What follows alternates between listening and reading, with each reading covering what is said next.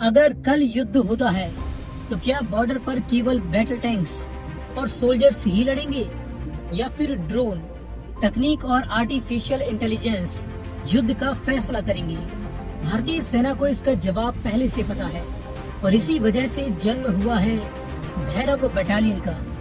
भारतीय सेना ने चुपचाप बिना ज्यादा शोर किए अपने इतिहास की सबसे बड़ी सैन्य रणनीतिक बदलावों में से एक की शुरुआत कर दी है और बना ली है एक ऐसी यूनिट जो भविष्य के युद्धों के लिए तैयार की गई है, जो तेज, घातक और सटीक टेक्नोलॉजी से लैस है।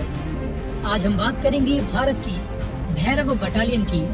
यह क्या है, क्यों बनाई गई है और यह भारत के दुश्मनों के लिए कितनी खतरनाक साबित हो सकती है। तो आइए जानते हैं भैरव बटालियन क्या है। भैरव बटालियन कोई आम इन्फेंट्री यूनिट नहीं है। यह ना तो पूरी तरह से स्पेशल फोर्स है और ना ही पारंपरिक सेना है।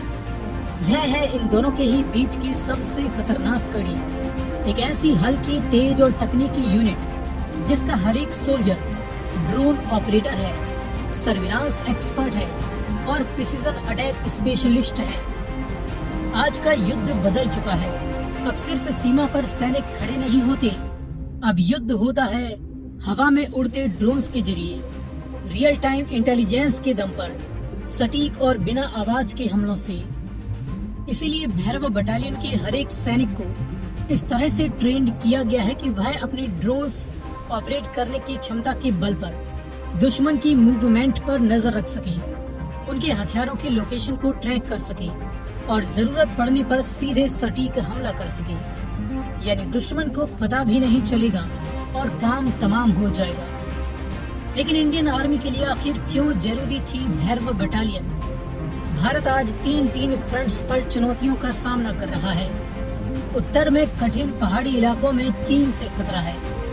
पश्चिम में लगातार पाकिस्तान की वजह से रणनीतियां बदलनी पड़ रही हैं और अब बांग्लादेश की वजह से भारत के अंदर चारों तरफ हाइब्रिड वॉरफेयर का खतरा बन चुका है।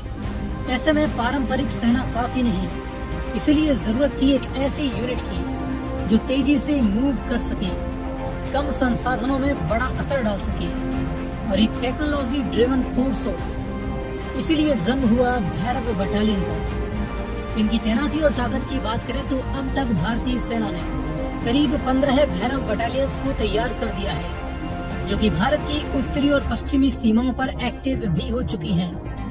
भविष्य में इसकी संख्या 25 बटालियन तक बढ़ाने की योजना है और इन यूनिट्स ने अखंड प्रहार जैसे बड़े सैन्य अभ्यासों में अपनी क्षमता को भी साबित कर दिया है। भैरव नाम का अर्थ होता है शिव का वो रूप जो संहार भी कर सकता है और रक्षा भी।